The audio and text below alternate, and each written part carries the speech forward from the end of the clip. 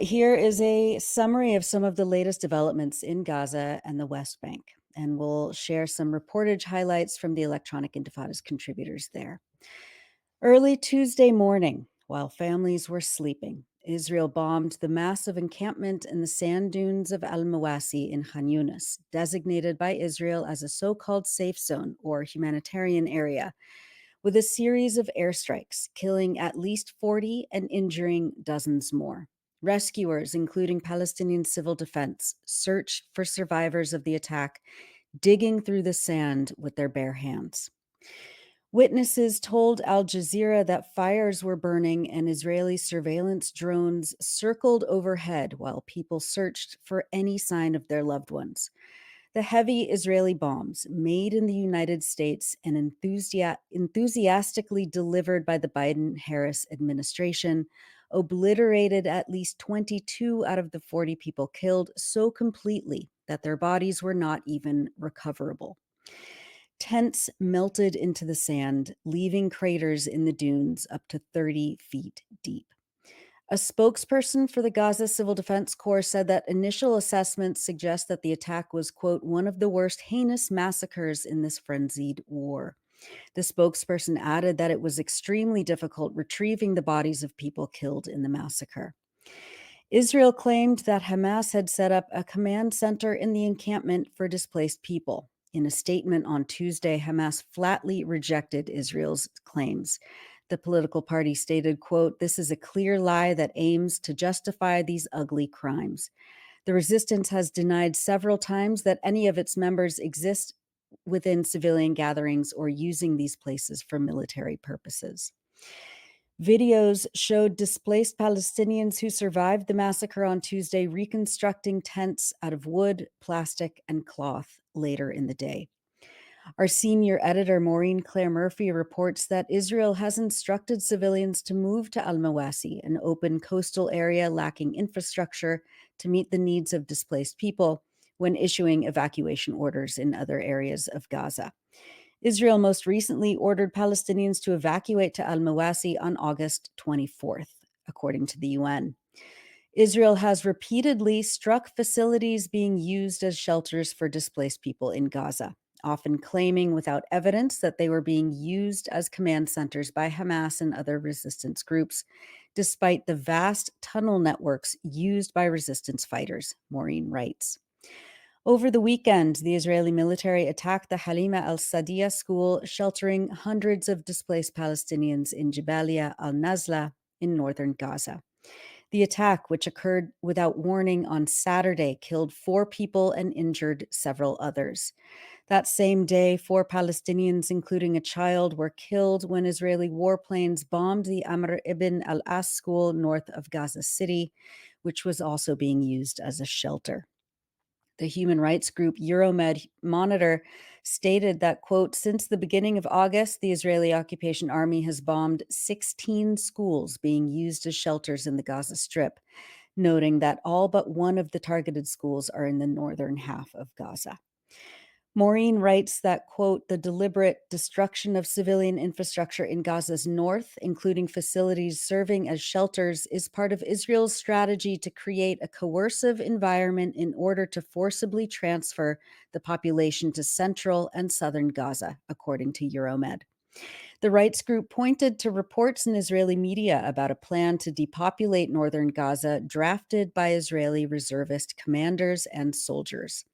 The scheme, reportedly presented to Israel's cabinet and other senior officials, was spearheaded by Giora Eiland, the retired major general and close advisor to Israel's defense minister, who called for creating conditions for the spread of epidemics in Gaza as a form of biological warfare.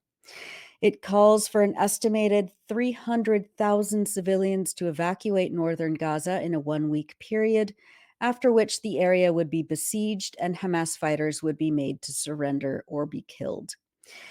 For much more on the attacks on al-Mawasi and the critical situation in the north of Gaza, read Maureen Claire Murphy's latest report, Israel Kills 40 in Gaza Humanitarian Zone, on electronicintifada.net. Airstrikes and ground attacks continued against Palestinians across the northern and central strip this week, including in Deir al-Balah and in Gaza City. Attacks on Monday alone across Gaza killed more than 30 Palestinians.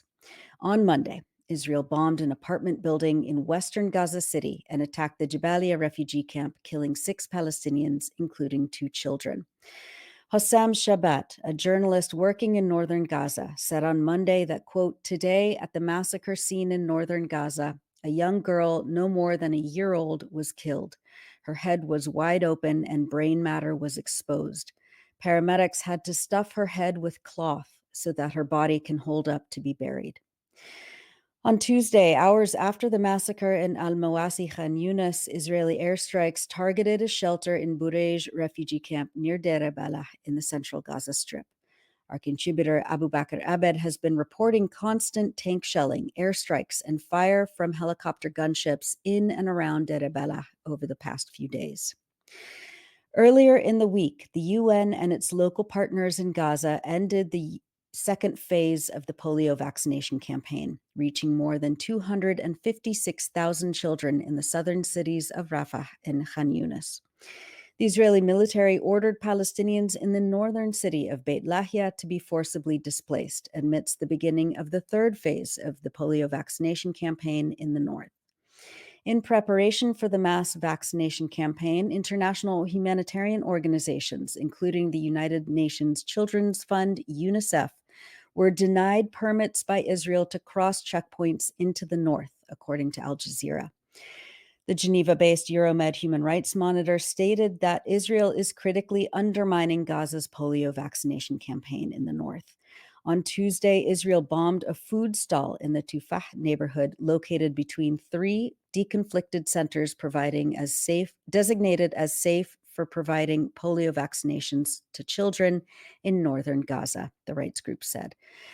They stated that, quote, "From the beginning of the polio vaccination campaign on September 1st, the Israeli army has ignored all calls for a humanitarian truce or a temporary cessation of attacks during vaccination hours.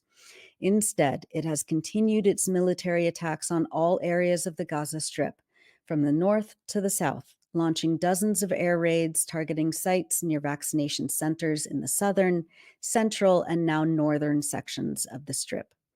Mohamed Hadi, the United Nations humanitarian coordinator for Palestine, released a statement on Tuesday saying that 12 UN staff members, quote, "whose movement was fully coordinated with the Israeli army and whose details were shared with them in advance, were stopped on its way to North Gaza on Monday to support the third phase of the Gaza Strip-wide polio vaccination campaign.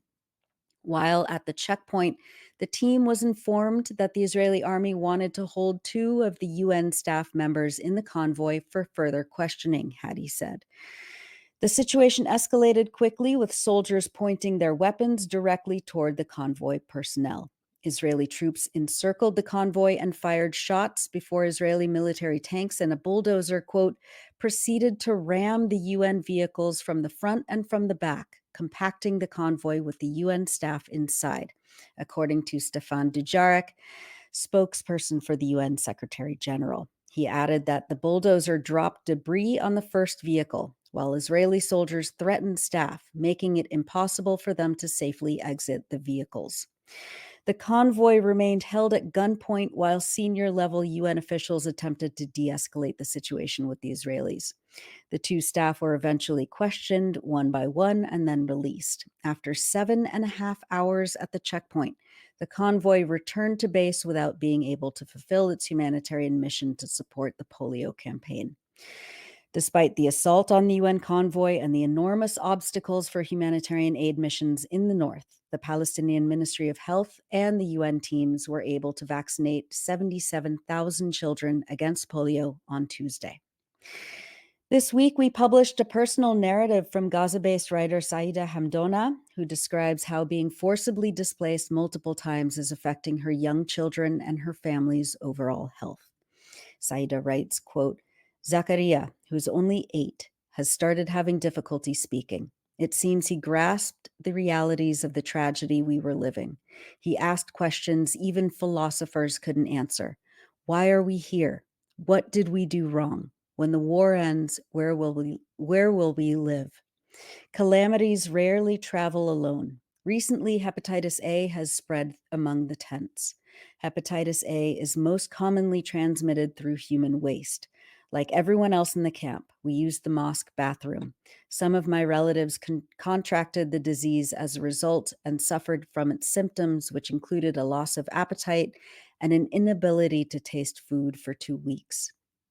Without irony, doctors recommended avoiding canned foods, eating more vegetables, and consuming honey, as if they didn't know we can only have canned food, can only imagine the luxury of fresh vegetables, and are barely able to remember what honey looks like, let alone how it tastes. And we are relatively blessed, us, the displaced people. At least we have some bread and food in the South.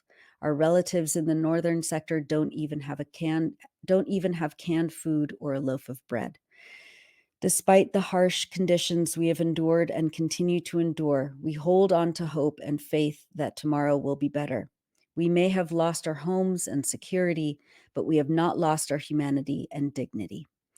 That's from Saida Hamdona's feature, Dream of Returning Home Keeps Family Moving Forward, on electronicintifada.net. Turning to the occupied West Bank, Israeli soldiers withdrew from Jenin refugee camp in the north after a 10-day raid in which essential infrastructure was destroyed, at least 21 Palestinians were killed, and more than 130 injured. Since the end of August, Israeli forces have besieged other refugee camps across the northern West Bank. Our senior editor, Maureen Claire Murphy, writes that this past week, Israeli occupation forces killed both an American woman during a protest in Beita, a village near Nablus, and a 13-year-old Palestinian girl in a separate but nearby incident on Friday. In the latter incident, Bana Amjad Bakr was struck by a bullet in her chest while in her home during confrontations that erupted in Karyut village, also near Nablus, after settlers raided and attacked the community. The girl's father said that she was shot by Israeli occupation forces while in her room with her sisters, the official Palestinian news agency Wafa reported. Defense for Children International Palestine stated that on the previous day, quote, Israeli forces shot and killed a 16-year-old Palestinian boy in the northern occupied West Bank and then desecrated his body. The teen, Majid Abu Zaina, quote, was shot in the leg by an Israeli soldier from a distance of 30 meters in Al-Farah refugee camp south of Tubas.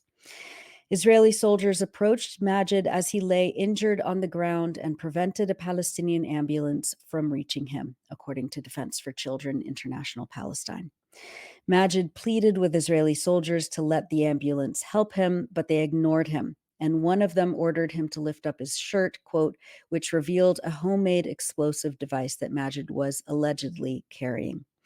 The soldier, quote, then shot Majid at point-blank range in the neck, killing him, according to the children's rights group.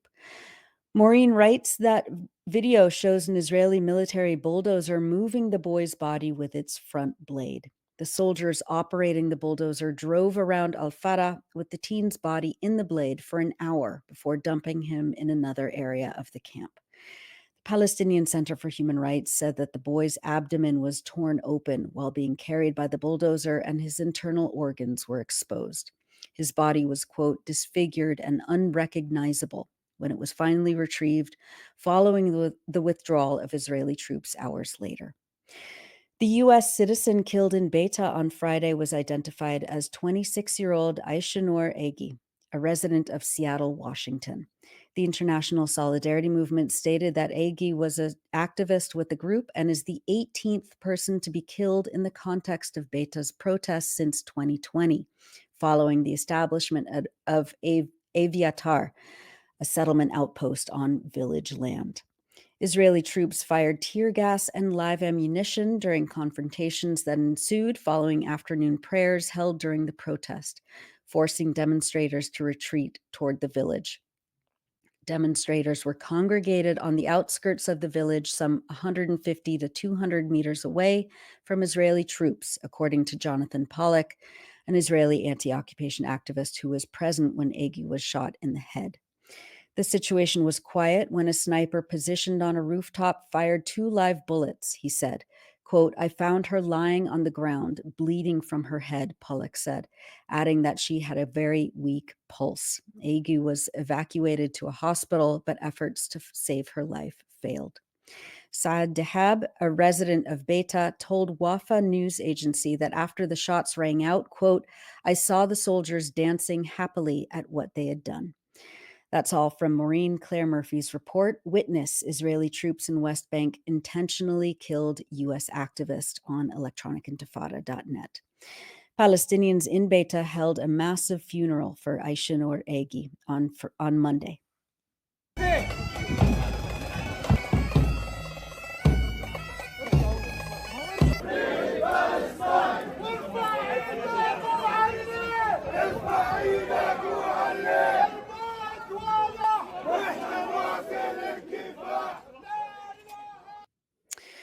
The U.S. State Department spokesperson Vedant Patel said that Washington will not be conducting its own investigation into 𝐓𝐡𝐞 execution in the occupied West Bank. Instead, he said that U.S. officials expect Israel to investigate itself.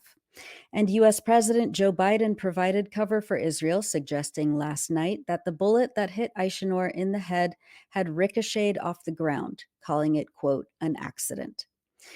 Meanwhile, after Israeli troops withdrew from Jenin, leaving massive destruction of roads and infrastructure, local residents helped clean up the streets and repair the damage. And funerals were held for resistance fighters who were killed during confrontations with Israeli soldiers in the 10-day invasion. In Tulkarem, the Israeli army partially withdrew last week, but reinvaded the city on Monday. The Palestine Red Crescent Society stated on Tuesday that Israeli forces assaulted members of their medical team in Tulkarem. Israeli soldiers, the physicians say, targeted one of their volunteer paramedics with live bullets while he was providing first aid to an injured person in Tulkarem camp. Israeli forces also arrested 2 EMTs from inside the Tulkarem Emergency Medical Services Center after storming and surrounding it, the Red Crescent added. The medics were eventually released. And finally, we wanted to bring you some images and videos from journalists and others in Gaza that highlight the resilience, joy, and determination of the Palestinian people. Kids in a makeshift tent classroom in the north, organized by the educational initiative Gaza Great Minds, showed off their English language skills. I get up. I do homework. I watch cartoons. I play school. I go to bed. And our dear contributor, Abu Bakr Abed, posted a photo of a magnificent work of art that his father, Wissam, made especially for the Electronic Intifada. It says, from Deir Balah, Gaza to the Electronic Intifada with love and hope. And that's it for the news roundup. As always, go to electronicintifada.net for much more, especially to read our new features by our brave writers in Gaza.